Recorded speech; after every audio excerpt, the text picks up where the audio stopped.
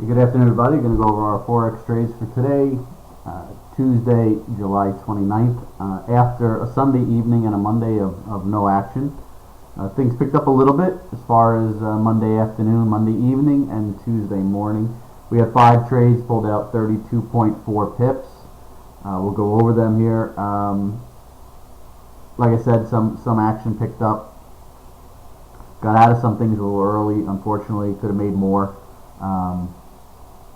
It's crazy because the volume just kicked in without really any economic news to act as a catalyst, and all eyes are still on the Fed's meeting tomorrow, and there's really no news today, so I don't know what to expect, this afternoon, this evening, and tomorrow morning.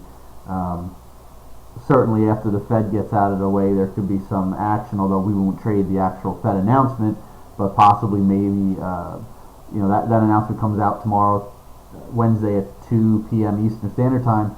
So maybe afterwards, several hours after and into the evening where Asia starts to open, we might get some action. So we'll see. Anyway, let's go over them, the 5 trades. The first trade you see here was US dollar, Canadian dollar. We got a signal. We were long this, 1.08079. As you can see throughout the day yesterday, I should say throughout the afternoon, and then overnight it went against us. Came in the office this morning, it was a little after 7. We were basically flat on the trade. We figured let's just take it and let's take the flat. Let's just get out of the position and move on. Literally a half an hour later, as you see here, these are 30-minute candlestick charts. Less than a half an hour later, boom, we got that pop. So, this was one of them that we got out too early, although we were down this entire time. Got close to being stopped out. We were down a little lower to be stopped out. Didn't get stopped out. It wasn't looking too good because it had broke this consolidation actually just after we bought it. 20 minutes, 15 minutes after we bought it, it broke the consolidation. But it did hold over going into last night and overnight, and it started to perk up a little bit before midnight. And then this was all overnight, which we were not in the office, but by the morning, we thought we were getting lucky by pushing. Unfortunately, you can see this huge pop that happened, and the thing ran about close to 50 pips on us. So, if we had the hindsight to hold it, or if we came in the office an hour later, we would have made money, more money. Not that we made 0.3 pips, basically pushed on it.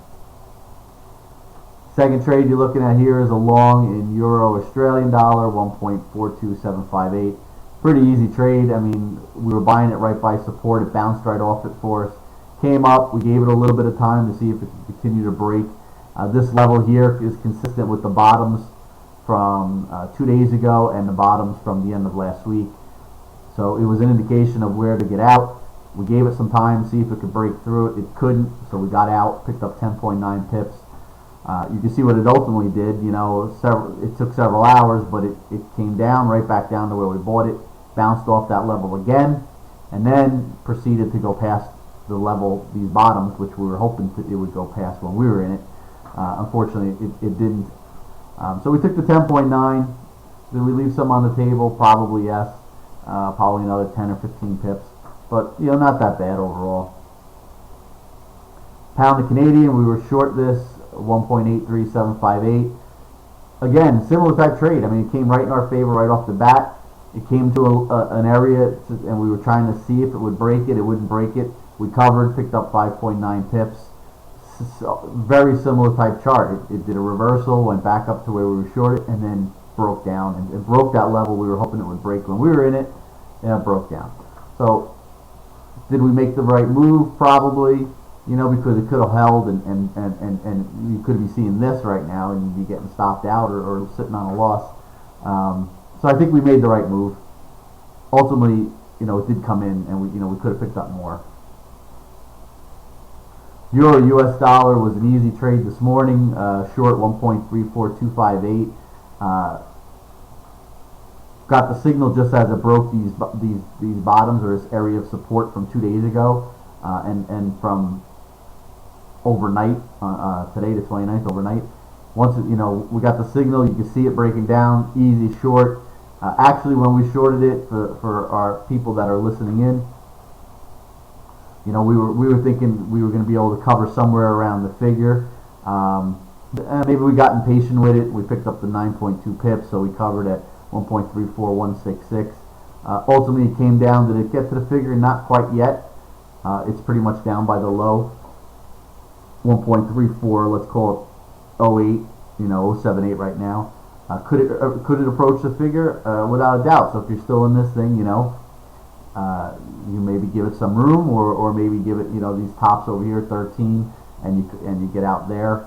If it breaks 13, you get out. You'll pick up a little more than we did. If it doesn't break 13, maybe she makes a run to the figure. Last trade, pound to Canadian dollar. This was actually a really quick scalp trade. We were short 1.83608. Not similar type trade, but when we were in it, you know, we told everybody it's just a quick scalp, looking for 5, 6, 8, 10 pips, something like that. Picked up 7.1. It did come in a little harder, a few pips after we covered, 2 or 3 pips lower, more you could have got out. But it was an easy trade, and we even said it as soon as we got it. You know, we told everybody easy trade for a real quick scalp. And we picked up the 7.1, so we'll take it, and it ultimately took off. You know, it ultimately held this level. It's basically the half figure, you know, so as you're shorting it, you know, at most you can make is about 10 pips, so right around that half figure. So it was easy, you know, it was a layup of a trade, really. So that's it, we'll wrap it up. Like I said, all eyes are on tomorrow. We'll see what the Fed does. Nobody's expecting them to do anything other than taper, a little bit more tapering of QE, and give an indication of what they're seeing in the economy, and if they still believe QE will be ending in October or November of this year. So that's it. If you're trading now, good luck, and any signals come out, they'll be coming your way. Have a great day.